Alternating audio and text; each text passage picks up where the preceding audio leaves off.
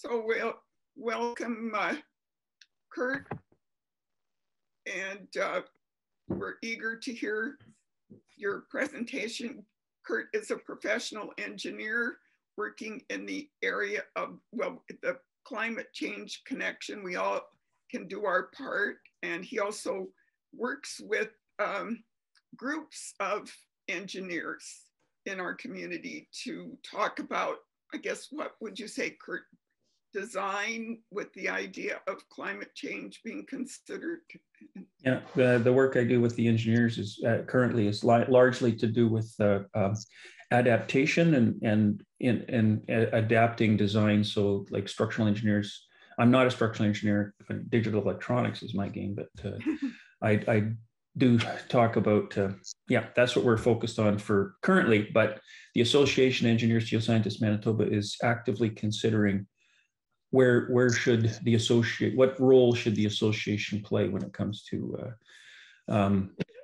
enabling practitioners to incorporate climate change into their practice.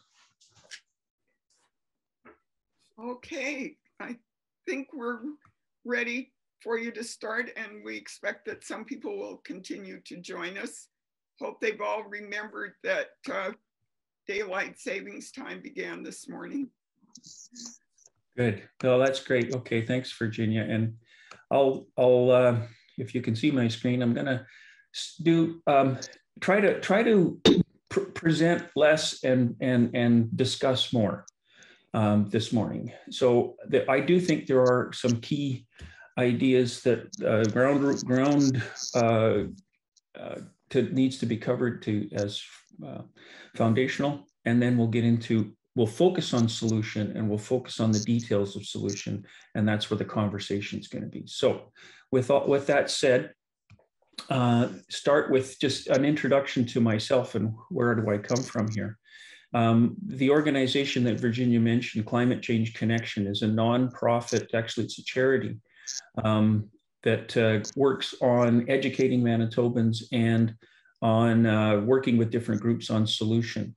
And I've been working with Climate Change Connection for 15 years. If you go to climatechangeconnection.org, you can get information about climate change as it relates to Manitoba, which is kind of unique. There aren't that many, there's lots of climate change websites that talk about England and the United States and all the rest of it. For Manitoba, climatechangeconnection.org or climatemb.ca. If you don't want to type all those words, you can type climatemb.ca and you'll go to our website. And then we've got information about climate change and climate change solutions in Winnipeg. So as I said, I've been working for Climate Change Connection for 15 years now, but I had a whole career in engineering. This is me with hair. This is, so it's like in the mid 80s when I was a design engineer. Electronics was my thing. But this is me bumping my head, you know, like when you're bald, you should wear a helmet all the time. But anyway, this is me. And I worked for 23 years with a local design, electronics design and manufacturing company. And the company is called Vansco Electronics. And we designed electronics for farm equipment and construction equipment and buses. Virtually everything you see in this picture was designed by us in Winnipeg. And the company, as I said, I was there for 23 years. And by the time, well, we started with 12 people in a small shop near the airport. And by the time I left 23 years later, we had over 1,000 employees and 4 factories in 3 countries, and a couple of sales and engineering offices in the UK and Belgium. So I knew that reality. That reality was what I had a full career on. But in 2006, I went to the movies and I saw this movie. And I don't know how many people may have seen this. It's 2006 is a long time ago now, but it changed my life. Because within 8 months of seeing that movie, I was working full-time on climate change. This is Al Gore's movie, okay? This is the movie that he produced. And since then, I have become a mentor And I'm on the board of Climate Reality Canada. This is Al Gore's national organization. It's international, it's around the world, but I serve on the board of Climate Reality Project Canada. But my concern about climate change is really driven by my concern for these people. These are my sons and my daughter and her family and my granddaughters. And I am very, very concerned for their future. I think as more and more of us are becoming more and more aware, climate change is in their future, and it's a challenge that's really putting their future in peril. So I'm going to talk very briefly about the mechanisms of climate change that not everybody is aware of. And here's where I'm going to go. Okay, first of all, when I talk about climate change, I say I work on climate change, they say, well, isn't this just natural? And so let's look at the science. Let's look into that. This graph, I'm an engineer, forgive me, I like graphs, but I'm not going to do too many of them in the presentation, all right? But this one is interesting because this is a reconstruction of ancient climates going back almost 1 million years. They do that by ice cores in the Antarctic. I'm not going to go into the details of how they do it, but you can see that it goes from an ice age to a warm period and an ice age and a warm period. It goes up and down, okay? What's up and this hasn't been driven by humans. This is driven by natural causes. What are those natural causes? And I didn't learn about this until I took audited a third-year climate course at the University of Winnipeg. And I learned about the Milankovic cycles, named after Milutin Milankovic, a Serbian mathematician and an astronomer, who realized there are relationships between the sun and the earth that go through cycles. There are 3 primary ones, okay? They're called the Milankovic cycles. The first one is changes in the orbit of the earth. The earth goes around the sun, and it goes from a circle to an ellipse and back to a circle again on a cycle that takes about 112,000 years. The second Milankovic cycle is changes in the tilt of the axis of the Earth relative to the plane of its orbit. Okay, and so it goes through about a 2-degree shift, but it takes it about 40,000 years to go through a cycle of that. And then the third Milankovic cycle is called the Procession of the Equinoxes, or the wobble. Now, those 3, because the Earth has got more landmass on the north hemisphere than on the south hemisphere, depending on where we are in those cycles, they'll have a warming or a cooling influence, okay? And sometimes they'll all pile up and we'll have a warm period, or they'll pile up the other way and we'll have an ice age. By the way, the difference between the top here and the bottom is about 5 degrees Celsius. Just keep that in mind. All right. So where are we now? Well, we're in a warm period. And this graph isn't really representative of where we are. We're actually higher. We're at about the same as it was 100,000 years ago. Okay. But let's take that couple of the most recent couple of thousand years and stretch it out. And so you can see that just with natural forcings, the Earth was basically cooling on a cooling trend up until the Industrial Revolution. And then when we started to burn coal, let's take that bit there, the last bit, and stretch it out. So for the last 200 years or so, 150, 200 years, this has been the curve. So there's been a definite warming that has been happening.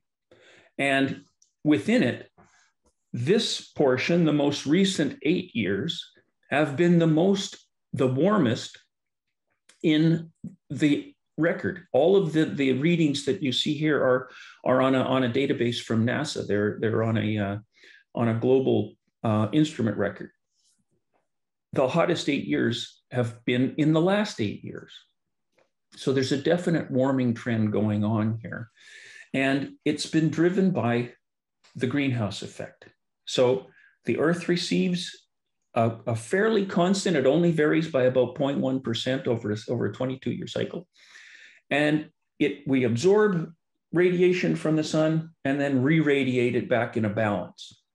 If that was all that was happening in what they call black body radiation, if that was all that was happening, the average temperature of the planet would be about minus 18 degrees Celsius. But that's not the only mechanism here. There's also certain gases in the atmosphere which will absorb the heat and re-radiate. They absorb the infrared and then re-radiate it. So they trap a certain amount of heat. And it's this mechanism that has resulted in our average annual temperature, global temperature, being about plus 14 degrees Celsius. But since the Industrial Revolution, we've added about 1 degree of warming. Remember that the difference between an ice age and a warm period was 5 degrees. So that's pretty significant on a global scale. Okay, what's been happening is we've been dumping pollution into the atmosphere for the last 150, 200 years, and from fossil fuels. And the rate at which we've been putting those fossil fuels into the atmosphere has been increasing. The last couple of years, even with COVID, there was a brief pause. It wasn't even much of a dip, maybe 7%. And then it came back with a vengeance last year. So we are addicted to fossil fuels. Our humans are addicted to fossil fuels. And as a consequence of that, we've taken that nice warm blanket that allows us to have agriculture, and we've thickened the blanket, if you will, and now we trap more of that heat. That's what's been happening. And so that's what's been driving that trend of warming that's been going on. And now I'm not going to go into the details, but you can see like that we are heating up. We're getting into temperatures in some parts of the world that are over 50 degrees. And there's in the near future, later on in this century, there are some parts of the world which are currently habitable, which will be uninhabitable. And we're losing ice from land-based ice on Greenland and the Antarctic, which is adding sea level.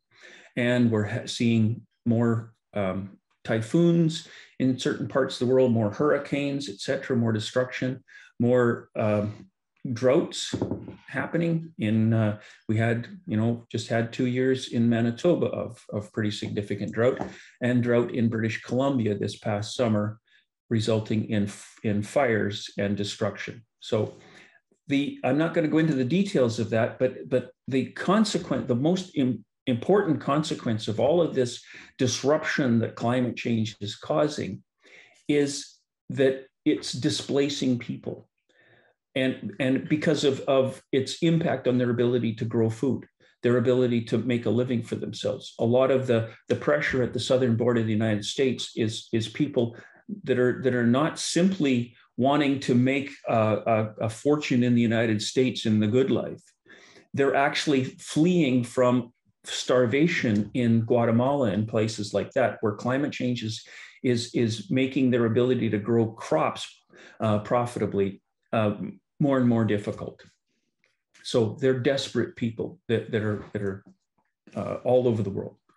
So I'm not going to go into those details. Instead, I'm just going to spend the majority of, as I said, of the time that we've got together here to talk about solutions and more importantly, local solutions here in Manitoba.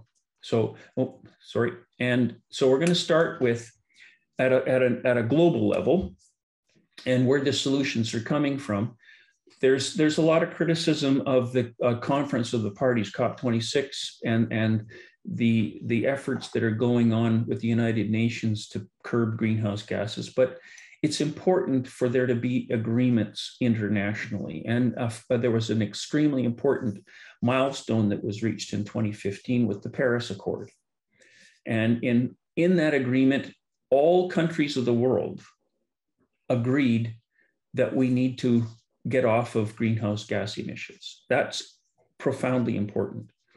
Even though Trump tried to remove the United States has returned, and all countries of the world are now part of it. And then we brought it home. So that's in 2015. In 2016, the federal government released their Pan-Canadian Framework on Clean Growth and Climate Change. So, and that's still in effect. They're still working through that and implementing it.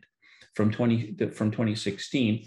And then it was brought back, or at least there were aspects of it in Manitoba, which resulted in the Manitoba Climate and Green Plan that was announced in 2017. So a year later, so 2015 international, 2016 nationally, 2017 provincially, and then in 2018, the city of Winnipeg released their climate action plan.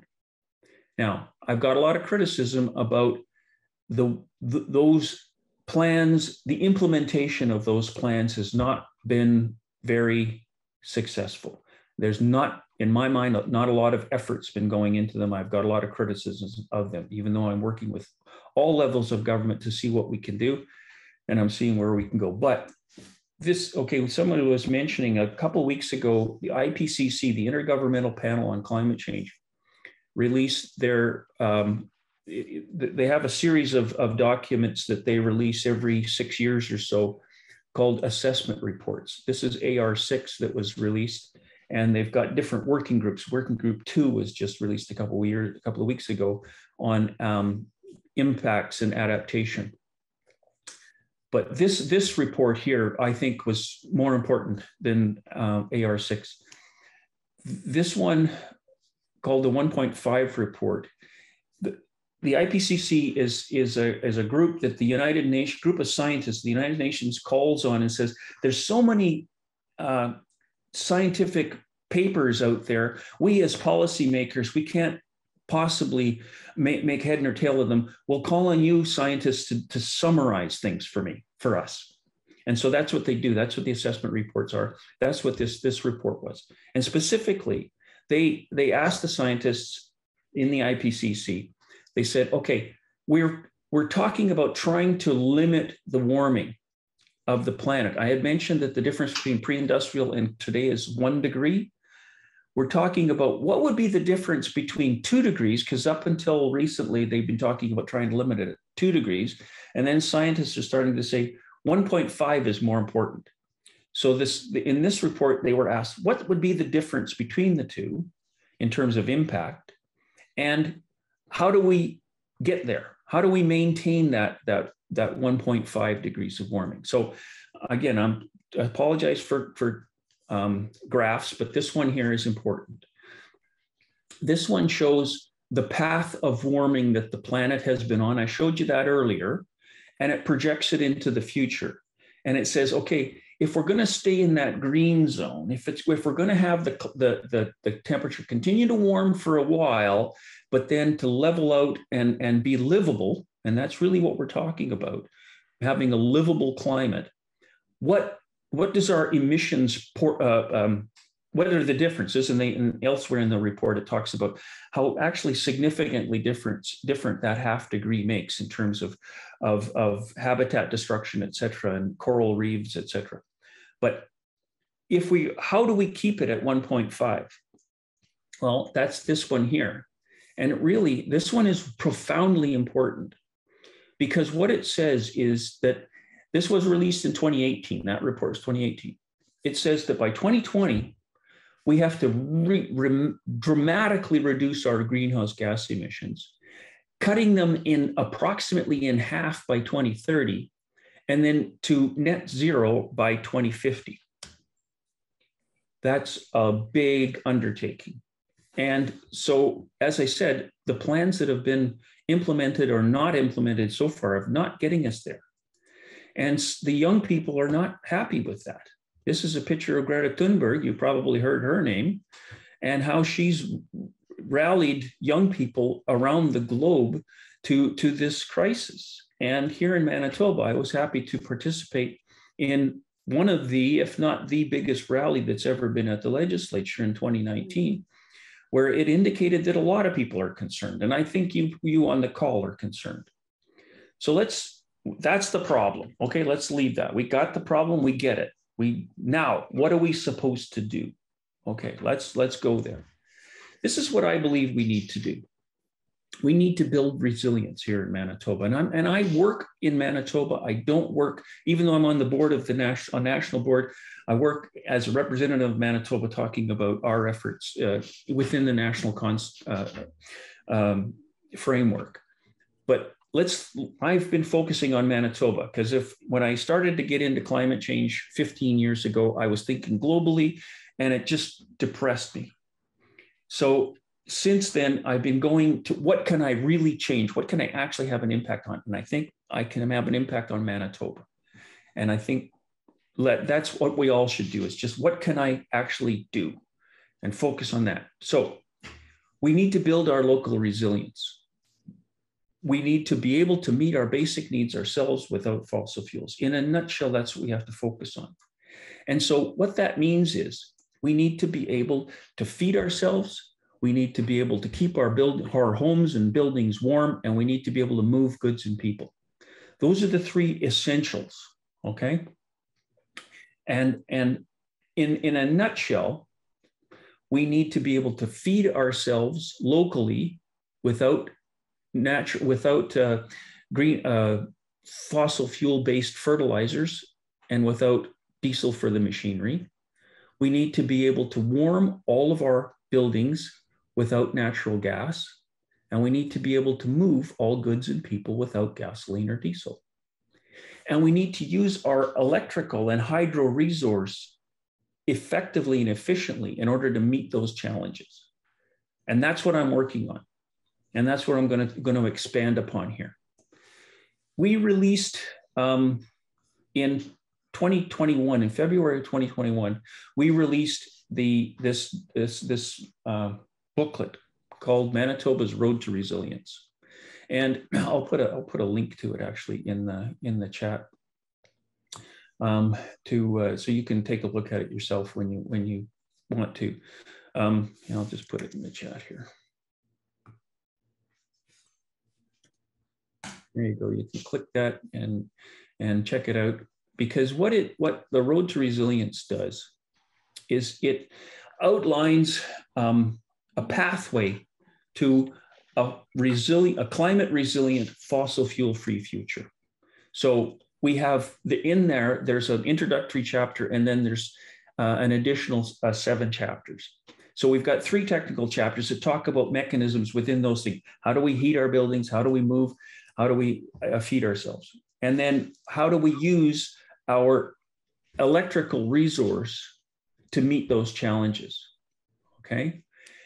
So we call those the technical chapters. And then we've got 3 foundational chapters that have to be addressed as well. We have to address the human impacts, including the climate injustices, generational injustice, cultural injustice, racial injustice, the economy and green jobs, and natural spaces. So that, in a nutshell, is what is contained in that Road to Resilience booklet. It's about a 50-page booklet that we've written.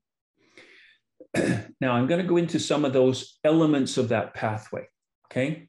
So the first one is food. How do we feed ourselves locally without fossil fuel-based fertilizer, anhydrous ammonia, and without diesel for the machinery?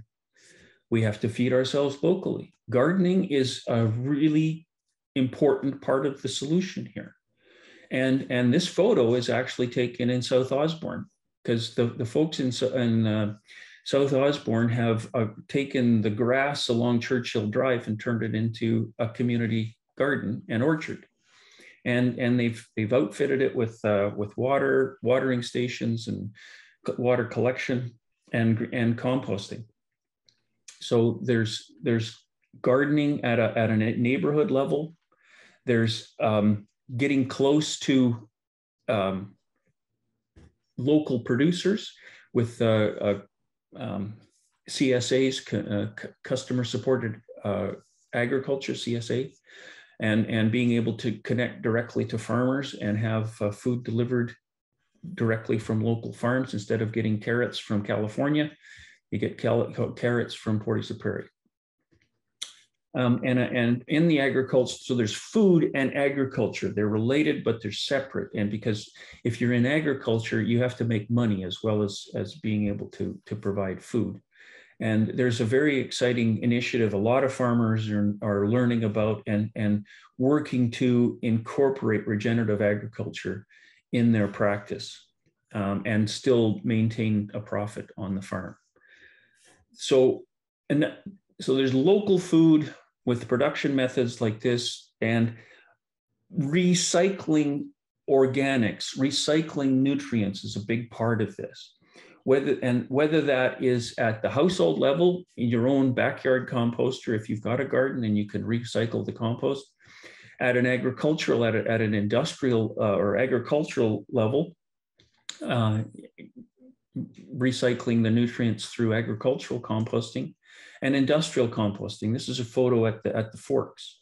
Part of their initiative at the Forks is to take all of the organics produced in the restaurants and compost it. This is on the south shore across the Assiniboine. If you walk across the walking bridge, you'll see this tucked in back. And they're learning, you know, as for all this stuff, learning how to manage this properly, you know, and keep it from smelling. But they're learning. But it turns it back into soil. So that's food. The next one is shelter. So buildings. There's two aspects of buildings that we're going to talk about very briefly. The first one has to do with the envelope, the efficiency of the building itself. And there are ways to design and build buildings such that it dramatically reduces the amount of energy required. This house that you see here in this photograph is near Gimli, and it's the first certified passive house in Manitoba, and it's oriented to the sun. It uses very little auxiliary heat. In fact, in the middle of the winter, Randy Weber, that owns the house, says that they had to put better window covering so that even in January there was too much heat gain through those south-facing windows. Even though they modeled it and designed it, they had to cover the windows more to keep the house from overheating in the middle of January. So making our homes and retrofitting our homes to be more efficient is a big part of the solution. And then, but we do have to heat, especially commercial buildings and multi-unit buildings. So we can preheat the air coming into our ventilation systems as we make the envelopes of our buildings better. Where we have to have active ventilation systems to exchange the air, to keep the air healthy within the building. And this solar wall that you see here actually draws air from the bottom and is heated by the sun before it enters into the ventilation system. So instead of the air being 30 below, by the time it gets warmed by the sun and enters into the heating system, it can gain 20 degrees or more, depending on the time of the year. So there's solar walls. There's changes. There's alternative fuel sources. This plant that you see here is in Providence College in Otterburn, southern Manitoba, where they use wood waste from a local nearby furniture manufacturer and other agricultural waste like straw, where there's an auger here and hoppers and into a boiler, and it heats water that's pumped in this black pipe to the campus in a district heating system. I also do some work in the north with Northern First Nations. This is Northlands-Danish-Luna First Nation in Lac Brochet, and I've been working on this project for a number of years. What you see there are logs that were killed by a forest fire and have been harvested by local labor, brought across the lake when it's frozen. And the white building in the background is a biomass heating plant similar to what you saw in Otterburn. So they're supplying heat to a good percentage of the heat load for the community is now provided by local labor and managed by local labor and completely controlled by it's now the biggest employer in the First Nation. But that other aspect was district heating. So you heat ethylene glycol, you heat the water glycol mixture, and then you pump it to a number of buildings in a district heating situation. That's important part of this solution here. And I think we've all talked about geothermal. A lot of us are aware of geothermal and thinking about that. I'll get into more details about it. This is where we use the latent heat of the earth for heating and cooling. But you can also have a water source. There's ground sourced heat pumps, water source heat pumps. In Lac Brochet, we also have these loops under the lake that provide heat even in the middle of winter, as long as it's under the ice, into the system. And then the other aspect is air source heat pumps. But the difference is that with ground source heat pumps like geothermal, it'll work through the entire winter, whereas air source heat pumps, even the most efficient ones, will not provide additional or more efficient heating if it's colder than 15 below. So if it gets below 15 below, it's the same as resistive heating, okay? But if you've got geothermal, it'll work through the entire winter. So there's that. And just before we get into a little more technical detail, we have to stop making the problem worse. We've been adding about 1% to the problem when it comes to natural gas distribution for the last number of years. We continue to expand the natural gas distribution system instead of stopping that and getting over to electric heating and natural and alternatives. We continue to expand the natural gas distribution system. So take a breather here, but there's a couple of numbers here.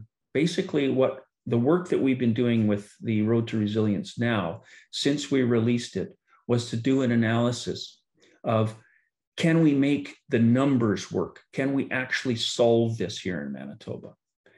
And so we used a load forecast document that Hydro published in 2018. And in general terms, if we're going to heat our buildings electrically and charge all vehicles electrically, they're saying that we basically need to double the amount of power from the hydro system. So we said, can we do that? And we've done an analysis. And I have to say that it is possible. We can do it. It's not easy, but it is possible. And we don't need any new dams in the north, and we don't need any nuclear plants. Okay? But we do need to store energy, because the most important part of that problem is the ability to provide enough power when it's 6 o'clock in the morning and it's 35 below in the middle of January. There's no solar panels working yet. We have to be able to provide enough heat to warm up our homes. And so we need energy storage. We need to be able to deliver power from stored energy. And there are ways to do that, such as this is a what they call a Tesla Megapack in Australia. And there's other ways to use batteries at this level. There are potentially chemical storage methods as well. So that's from the energy perspective. I'll briefly touch on transportation now. And first of all, we should be happy about, or as much as possible, not traveling if we don't need to. A lot of the meetings since COVID have taken place virtually, and people are getting used to it, and some of us prefer it. I mean, there's still a need to get together in person, but not every time. And, you know, I mean, I've been invited to go and give a presentation in Vancouver where, you know, I was flown out to Vancouver and I spent the night in a hotel and then gave an hour or two presentation and I flew home. I mean, I could have done that with Zoom, okay? And hopefully we're going to do more and more of that kind of thing. But we can also reduce the need for power for the vehicles if we use them less, okay? And so if we can, if the distance is short, active transportation is good for your health, it's good for the environment, and it's pleasant if it's a good day. And I'm a four-season, I don't own a car anymore. I haven't owned a car since 2008. When I sold the car, I thought this would be an experimental, probably have to buy one in a few months anyway. Well, it's been since 2008. I haven't needed one. And that's because I bike 4 seasons. I have I got 4 bikes. I don't own a car, so I got 4 bikes. And the active transportation system in the city has gotten better since 2010. And I'm also a member of the Peg City Car Co-op. So if I need to go grocery shopping, or if I have a number of things that wouldn't just be one bus trip, we'll get the car. Usually once a week we go for our groceries and maybe something else. We book the car online, and you just pay for the time that you have it and the number of kilometers that you drive. And we take the bus. Lisa and I went down to the Forks yesterday, and we took the bus. It's way better, way easier than parking, especially during that snowstorm. And ideally, if the buses were electric, and this photo is when we did an experiment with electric buses. And right now, Transit is working on a study of another study. This one was a few years ago, and electrification. Obviously, I think the future of all vehicle transportation is electric. And again, even in your home, there's a potential to store energy. We can get into the details when we get into our discussion with things like the Tesla Powerwall. But here's an interesting curve. This is the last graph of the presentation. A lot of people on the call would like to get electric cars if we could. Okay. Well, the cost of production of an internal combustion engine vehicle that's got about a 500 kilometer range is going up based on inflation. But the cost of production of the equivalent electrical vehicle has been coming down exponentially.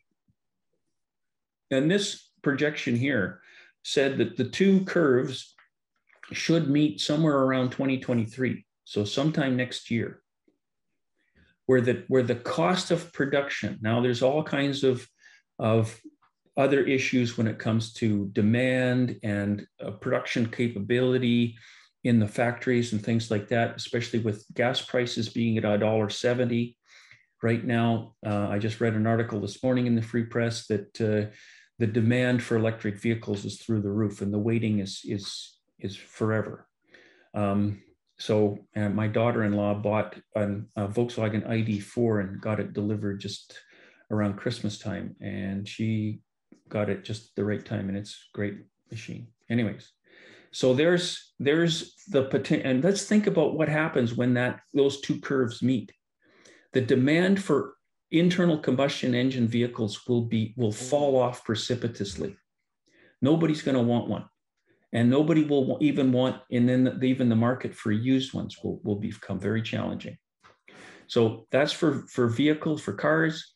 There's also a Tesla Semi. This one's limited mostly but as is the case for almost all electric vehicles, the ability to manufacture them to meet the demand. There's way more demand than there is production capacity for all these vehicles. Ford's coming out with the F-150 Lightning. And again, the waiting list is very, very long.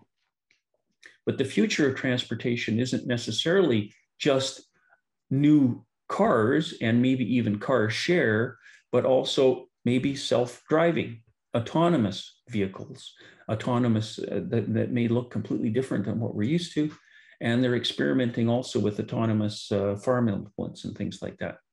So, and the last bit of transportation is airships. And the need for here in Manitoba to overcome our precarious winter road situation is the use of lighter than aircraft, or nearly lighter than aircraft, airships, dirigibles, to move goods and people to the north in the summertime when the winter roads aren't happening. So that's enough of me talking. There, I've just given you the ground, if you will, tilled the ground, tilled the earth, and now we can talk about some of the ideas that you might want to discuss there. Wow, that's a lot. Yeah, there's a lot there. Seems like there was something I was going to ask you 5 minutes ago, but now I don't remember. So I'll come back. I was wondering about wind power in Manitoba. I know there's a lot of wind power out in Alberta. You see all the windmills out there, but that wasn't mentioned when you were talking about some of the other sources in Manitoba. All right, then that's maybe a good segue into this. More numbers. I'm an engineer, I told you. Sorry, but this is really super important, and I'm going to go through some of this here. Wind is included in this one. You see here, Yeah. 540 megawatts. So we're recommending this. What we did was, as I said, we said, okay, hydro has told us we need an additional 8,500 megawatts of power, 28,000 gigawatt hours of energy. Can we do that? Is it possible? And that's what you see in front of you here. We said that we could solve about 40% of the energy requirement and 6% of the power requirement with wind, okay, in our proposal. So there's the difference. You see, wind isn't dependable. What we need is dependable power, which is available whenever you need it. But energy is something that would be delivered over the course of time. So with wind power, wind energy, over the course of the year, we can produce, we say something like 12,000 gigawatt hours over the course of the year. But when it comes to having a reliable source of power for that cold January morning, we're in our calculations, we're only relying on 540 megawatts. But is it not possible to store it well, or yes, why? Exactly. No, absolutely. Yeah, that's number 5 here, energy storage. That's where that whole concept of storing energy is so fundamentally important and isn't really being discussed right now as being something that's needed. Like, and in fact, there's regulatory issues with that. I showed you a picture of the Tesla Powerwall. Nobody in Manitoba's got one because the electrical code and hydro's reluctance to accept the new technology is preventing any from being installed. So energy storage is a big challenge right now. That the costs are actually quite attractive and are falling all the time. Assuming that you can get batteries, because again, the demand is so huge. Anyways, so that's hopefully to answer your question there, Reyes, about wind is a necessary part of our problem, our solution. And you can see the percentage. So we've got 30% of the energy from solar, both rooftop and commercial solar, and 40% from, so 70% of the energy, getting us 70% of the way to the target through wind and solar. But there's actually a lot that comes from not exporting power. Hydro should stop selling power to outside jurisdictions. And actually, hydro will make money if they stop doing that, so long as we use it here. Like, the reason they sell it is because it's excess power. But we're saying we need every little bit of power that we can possibly generate and use it here locally. And for heating buildings, if you've got a natural gas furnace right now, and if all of us have got a natural gas furnace and we all of a sudden switched over to electric baseboard heating, hydro could not meet the demand. They couldn't. But we need to make our buildings more efficient and connect our heating systems to geothermal. And I'm not talking about geothermal in our backyards. I'm talking about geothermal that's shared in a district heating system. So the loop, instead of being in your yard or the well being in your yard, it's under the back lane or the front street or a local playing field or a parking lot. And then it's shared amongst the buildings nearby. That's the only way that it's practical for us to implement the massive amount of geothermal that's required here. But all of the buildings need to be retrofitted, and this is very disruptive. And I just want to sort of get people used to the idea that in order to meet this challenge, we can't have buildings that are as inefficient as they currently are. As nice as they might be to look at, some of our houses are really drafty, poorly insulated, uncomfortable homes. They will need to be retrofitted. They will need to be re-insulated. And as part of our analysis, we're proposing a zero interest PACE loan, long-term loan. It's called a PACE loan, where the loan stays with the property. It's similar to paying taxes, but you will pay less in the long run because your home is more efficient. And even though it becomes electrically heated and geothermal, you'll pay less on your heating bill annually. And we have a potential to really seriously address energy poverty in this province and provide a lot of employment for people, young people working on stuff that they really want to work on. Sorry, Ray, you got me going in there. You go, and I'm Okay. rambling. Susan had a question for you. Yeah. Yes. I have another question about the geothermal. I thought that Bridgewater, or one of the new developments south of here, was supposed to be geothermal. How did they get away with not doing it when that was what it was touted to do? Yeah. That's the Waverly West and Bridgewater. That area was supposed to. This was, you're talking. I think it was like in the early 2000s, I believe. Yeah. When it came up, and the plan was for it to be district geothermal. But what happened was that the permit people at the city decided, and maybe Hydro too, I'm not sure who exactly was responsible, but they said, this is too risky. It's too experimental, it's too risky. We don't know enough about it. We're not going to do it. And so they didn't do it. And so you got this entire subdivision, which could have been a real showcase. And if the houses were built highly efficiently, could have reduced the energy bills for the people in the houses as well. Jeannie, did you have something to say? I was just going to ask if this district geothermal had been done in other cities. Yeah, there are cities. Gibson's Landing in British Columbia. And do you remember the Beachcombers? Yeah. Yeah. Well, that took place at Gibson's Landing, so it's just up the coast from Vancouver, and it built a subdivision with district geothermal there, and actually a local expert on geothermal, Ed Lawrence, was involved in that property. That's been done. There's also just a few weeks ago, I saw an article from Montreal where there was a co-op of homeowners and apartment dwellers that invested in a shared geothermal system for their homes and apartments. So it is being done, but what we propose is it being done absolutely everywhere in Manitoba.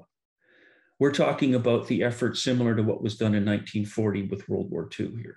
Every single neighborhood in this province needs to become connected to a district geothermal system, and their homes renovated to become more energy efficient in order for us to tackle this problem seriously. Which is most of our homes. Yes, absolutely. About 90% of the homes are their old homes. Yeah. Yep.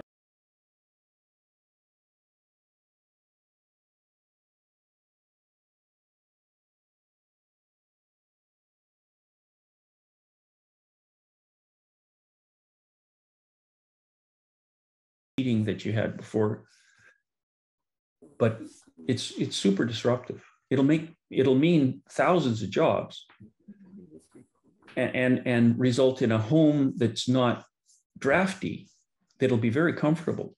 Our house here, this, as I was mentioning, I'm not too far from Harrow Church. I'm on Fleet, just east of Wentworth.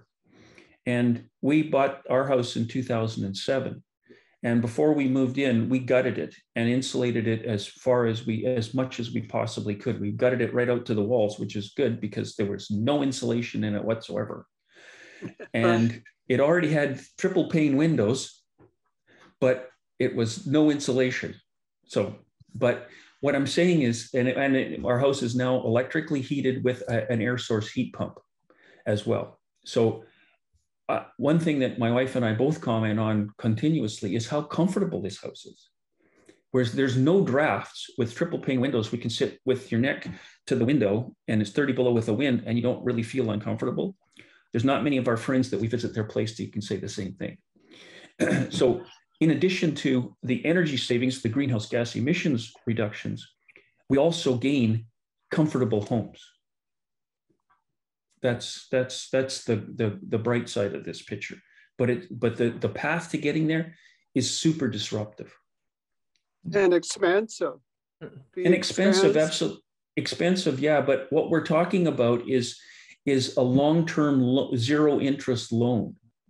But I'm old. I'm old. Well, the loan isn't with you, Judy. The loan is with your property, right? And it stays with the property and is carried from and it's carried on from owner to owner. Yeah. That's what PACE is all about. And would we be able to sell it? Would we be able to sell our house if it was too expensive? Mind you, they're going up. I live close to you, so I'm in a 2-story, and I love my house. What I foresee in the future is that your property value will be your property value.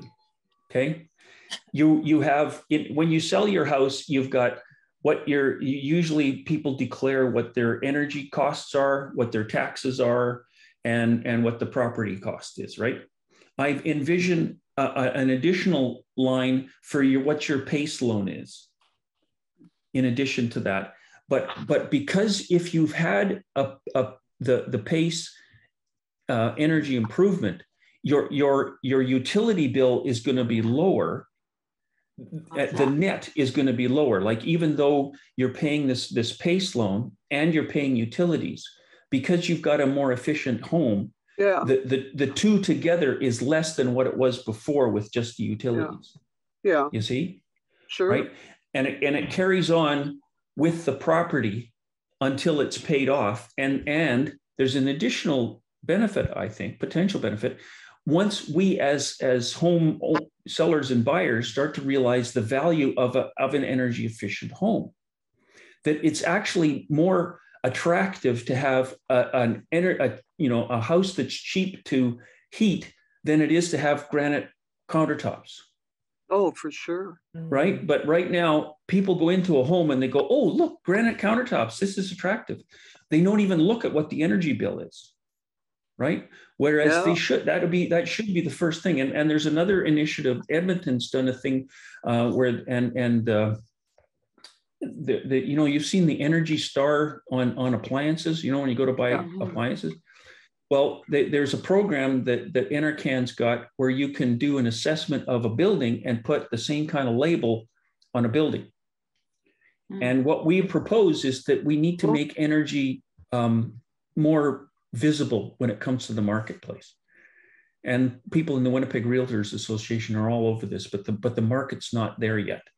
The market doesn't see that. The market's still looking for the granite countertops. I'm wondering if the renovation would be half of the cost of the house or proportionally? We're estimating $100,000 per home. But as a consequence, the energy benefit is 65%. So in other words, you reduce the energy by 65%. So you put $100,000 into a typical home, like we're averaging things, right? So $100,000 per home, and there'd be a $100,000 loan, which would include the connection to geothermal and potentially solar panels on the roof. The city, of course, would have to fund this to start with. Yeah, and what we're proposing is that the carbon tax be used for the fund.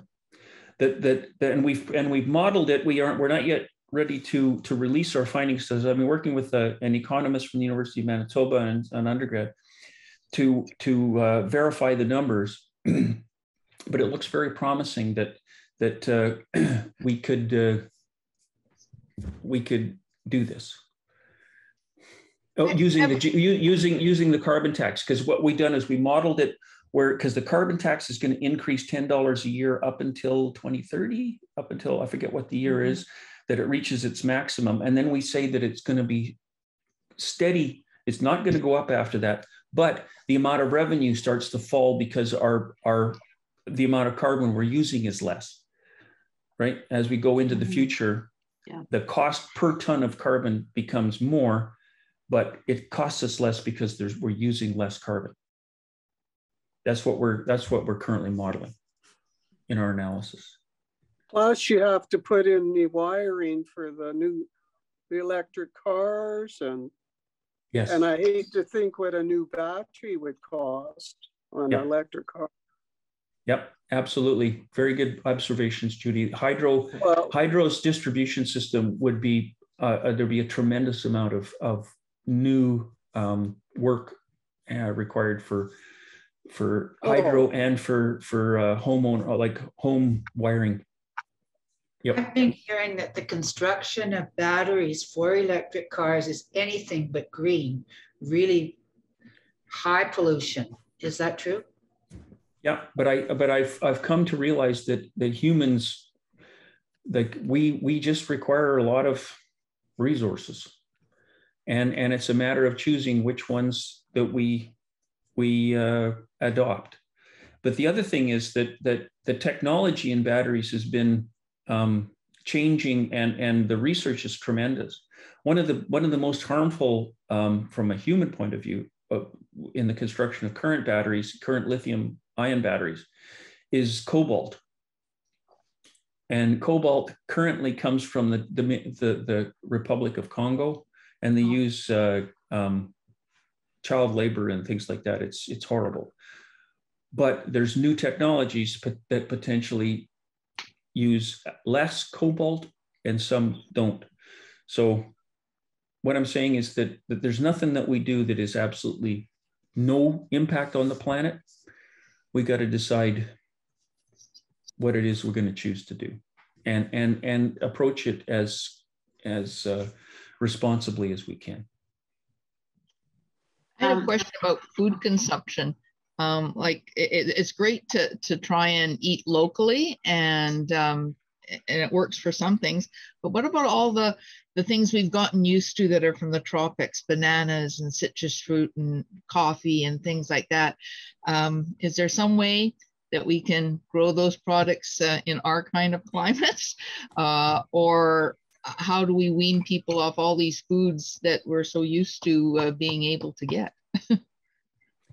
That's a great question, Ray. I don't know if I can answer that, because I mean, what you're touching on there is also a cultural challenge, right? And because we have been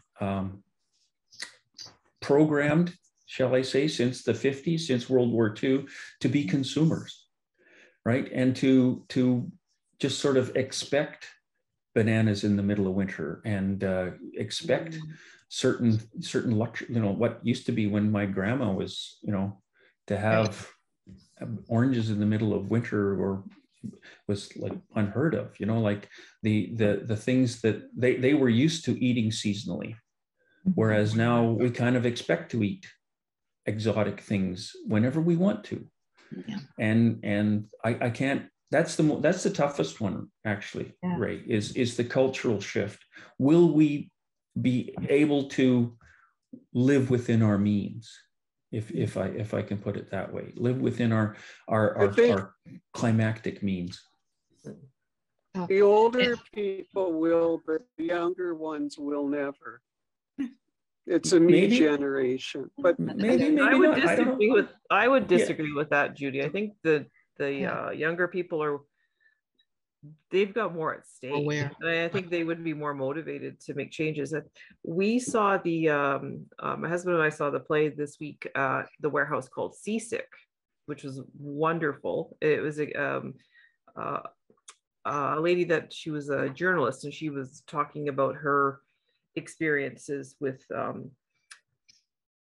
learning about climate change, and more from the ocean perspective. And her comment was, if everything on land, she's learned that if everything on land dies, everything in the ocean will still be fine. But if things in the ocean fail, then everything on land will die too. But having seen a play like that, you come out realizing that you're people are just going to have to make big changes, and that's the only way to sort of preserve anything like that our kids will inherit or get. So I think the young people, I think, will be fine with it. Look at Greta. Yeah. I agree, Karen. I mean, when it comes to the people I present to, I mean, young people, I really don't have to convince them usually, you know, and they're used to, like, when I was 15, 16, I couldn't wait to get a car. There's a lot of young people that don't have licenses into their 20s and really don't want to get a license, you know, so the car culture has changed. There's a lot of things in a consumptive kind of culture.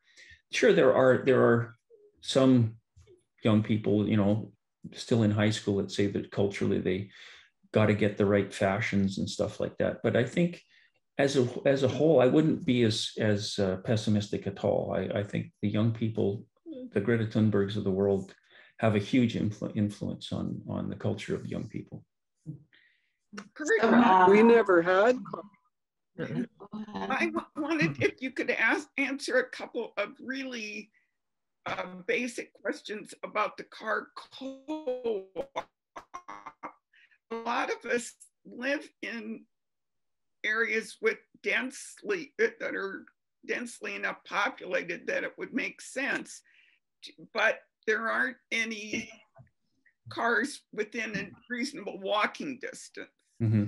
What do you need to do or advocate for to get a Peg City Co-op car in your neighborhood? Does it have to be, obviously has to be, it can't be a place where members couldn't get to, like inside of the building, but what about snow removal and plug-in and all of the practical things that Peg drivers have to contend with? And advocacy, how could we go about, church people are used to being advocates and writing letters and contacting politicians, but what needs to happen for that to expand? Yeah, really good questions. Okay, for the Peg City Car Co-op, Peg City is a real success story insofar as it's had a remarkable growth since it started in 2009 or 10 or whatever it was that it started. And so it's grown from a couple of cars to now 60 cars, I think. And there's a plan to add another 20 cars. So they already have in their business plan adding more vehicles. If you were to contact them, especially if you've got 2 or 3 people in your neighborhood that are interested, that helps to, you know, it's still an organic, it's not a big corporation. These are folks that I know, and you know probably, that are working on this. And so if you can say, I live here, my friends live here, we would like to have a car, then that's very much an encouragement, puts you on the radar when it comes to their planning for where to put these additional 20 cars. So, and then they do have to go through a negotiation as to where they're going to be parked. For the most part, the ones that I use are not plugged in. They're just new enough cars that they don't need to be plugged in, that they start pretty reliably at 30 below. They're little cars with electronic fuel injection, and they start. There's a little Honda Fit at the Fools and Horses. No, it's the French Way, etc. You know, there's a few in the neighborhood, and none that I know of are plugged in. So there's that. One other thing in our proposal in the Road to Resilience is, and we've been talking to the city, Winnipeg, and a potential future mayor about making public vehicles available to the car share. So if you've got like fleet vehicles, the city or the province owns, right? So you've got vehicles that are owned by the public, they're owned by the city, they're owned by the province, they're owned by Hydro, let's say, and they're only supposed to be used for work from 9 till 5 or 9 till 6. Well, from 6 till 9, 6 p.m. until 9 p.m., somebody could use that vehicle to get groceries, right? And so what we're proposing is to make vehicles from public fleets available to a car share. And so therefore it would be booked through, like when I get the car share, I go online and I look at, and it shows me what cars in my vicinity are available at what times. And I go, oh, okay, I can get it at 4 o'clock this afternoon. If there were fleet vehicles available after 5 o'clock, let's say, then what the primary aspect of that is that it makes those vehicles available in a broader geography of the city. You know, right now, Peg City is requiring a certain level of density in order to put a car, to have potentially enough customers to make it worthwhile. Whereas with a car that's already owned as part of a fleet, it can be in a parking lot in one of the suburbs that's near a public building, you know, public office building or something like that, and just make it available in the off hours to a car share. How much does it cost you? I know you have to buy in to this car co-op, but say if you wanted a car for an hour, do you pay like on an hourly basis, or how do you pay for it? And how much do you pay for it? Yeah, you actually used to have to buy a share, but now you can actually just be a casual user, and you don't you have to become a member, but you don't have to buy a share. But you pay more per hour and more per kilometer than you do as a share owning member. Okay, I'm Lisa and I have a family share, and we pay, I believe it's $5 an hour and 50 cents a kilometer, or something like that. So it would be cheaper than getting a cab to go there. Yeah. And back. Way cheaper. Okay. I was wondering what the respective costs Okay. No, it's way cheaper. And well, speaking of cheaper, like when I sold the car, like when Lisa and I started going out together, we both had cars, and then after a while we had one car, and then after a while we sold that car. Okay. And when we sold the car, before we sold the car, I was doing the calculations as to how much we were going to save, because you know that we don't have to have gas and oil changes and tires and maintenance and depreciation and all this. Okay, we're going to save this. Well, I found that we save a lot more than I had calculated, you know, because we shop less is what it amounts to. And one thing, like if you're paying by time and by kilometers, you'll go, okay, I want to see, I want to get some groceries, and I also want to go to the Canadian Tire for this thing, and I want to maybe go to this other thing. Okay, so you sort of choose your route, and you just go boop, and you check out online. Do they have it in stock? Yep. All right, they got it in stock. You know, and they're very economical as far as what you do your shopping trips, or how your shopping trips look, and so it you know, what we were doing before was sometimes we'd finish supper and we go, we're doing nothing this evening. Let's go to the mall. And you go to the mall and you're walking around and you go, that looks like that's a good sale right there, and I'll pick some of that. You don't necessarily need it, you know, do a lot of that. But with the car share, there's not that much of that. Instead, it's like, we need this, and we need this. Where do we get this? And we figure it out and you need to go. I think this has been done in New York for about 25 years, hasn't it? Yeah. Well, yeah, not that many people own cars in New York. They don't have to. Everything's close by, you know, and that's another aspect is city planning. Yeah. I mean, there's a lot of we don't need to have everybody go downtown for things. What we do need, though, is cluster development. In other words, we need to have real centers of commerce and facility all around, rather than what we've got, like we were talking about Waverly West, that it was built with box malls. You have to, even if you're only a few hundred meters away from the grocery store, there's no sidewalks. and there's no real ability to get from here to there without taking your car. The city itself needs to have those amenities close by and have the transportation system designed to make it amenable to walking or cycling to get there. Virginia lives in a condo complex. It would sure be nice if when they start building more of these condo complexes that they try and have some car sharing abilities, because that would be a great number of people within. They're all downsizing. They would, and maybe not traveling as much. That it would certainly be nice to have smaller little car sharing facilities. Larger condos, like where Shirley's living, usually do have that. Ah, that's good. But I don't think so. I don't think they do there. No.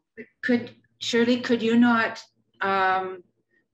get a bus to go on a bus to get your groceries now?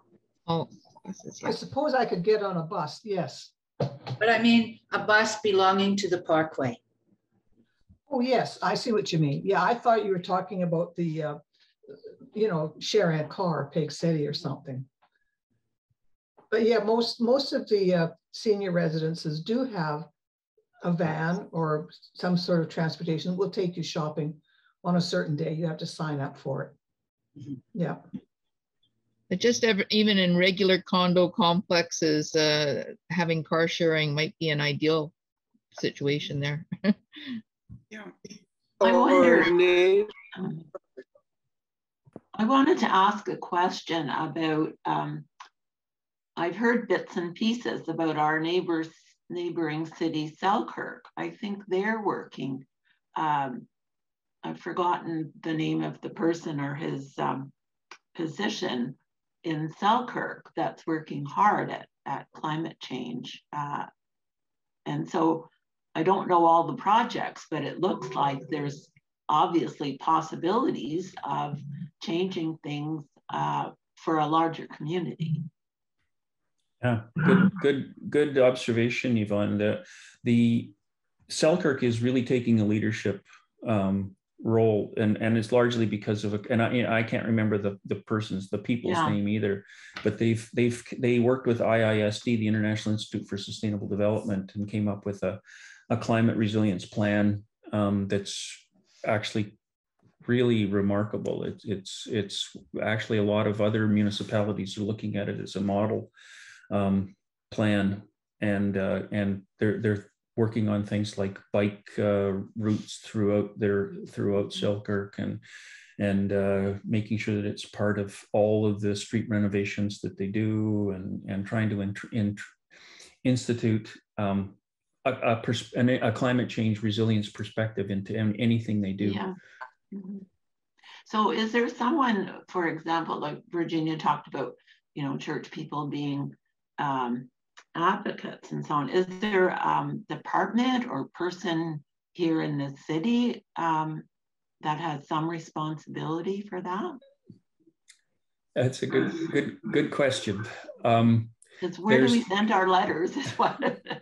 Well, you know, Brian Mays is the counselor who is responsible for the implementation of the climate action plan. Oh, okay. And letters of support and encouragement would definitely not fall on deaf ears. I'm on the board of Sustainable Building Manitoba, and we have been meeting with Councillor Mays for a number of months. We meet about monthly, and he's actually become very receptive to the idea that these things need to happen. But he's also a very practical guy, and if he's getting phone calls from his constituents that want him to plow the snow, then that's what he works on.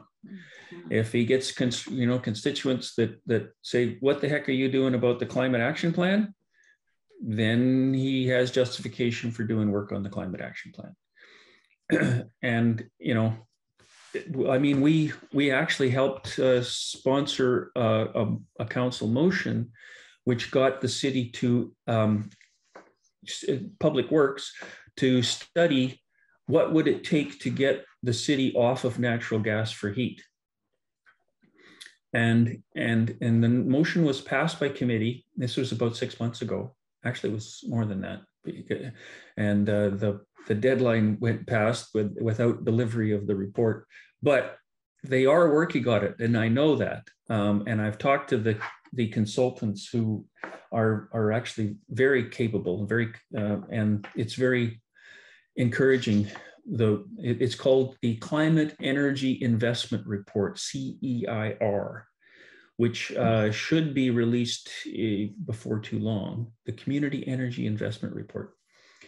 And I really like what I see in there. And it's interesting that report is coming up with very similar kinds of numbers and pathway that we did in our Road to Resilience study that we've done.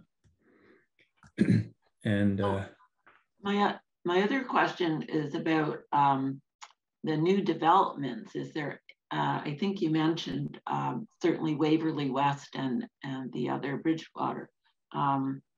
So is there anything around thermal heating for new developments? Is it up to the developer to do that? So it's not something the city would be promoting. Yeah, and that's what we're trying to get changed is we're like currently there's no permitting that disallows expansion of the natural gas distribution system. And with like if you take too narrow a view, natural gas, okay, it's cheaper than electric. Yeah. But that's not always going to be the case. And the fact is that if you are building a new building or new development, remember that curve that I showed you of like 2030, 50%, 2050, zero? Mm-hmm. If you put in a new natural gas distribution system, it won't have paid for itself before it can't be used anymore. Right? We're going to have to stop using it. And if you've put in a natural gas furnace, especially in a larger building where they're very expensive, it won't be long before you won't be able to use it and it won't have paid for itself. Yeah. So that's, but currently there's nothing. And there's a lot of resistance actually from the Manitoba Home Builders Association, because they've got a formula that makes them money, and to get them to change, they go, why? No, they're seem to be quite a powerful group. Yeah, they're very powerful politically. Yeah. Jeannie? I was talking to a woman from Sweden, and she said that one of the main differences that she noticed was how much more we use our cars. She said people walk so much more in Sweden, and nobody has two cars. It would be considered, you'd be embarrassed to say that you had two cars. And the thinking is just different on that. And I think it's about half of people have electric cars. They have changed their way of thinking about it. And it's kind of, it's very fashionable to be green. But it is here too in some fields, but so I think we've got to make that change in our thinking.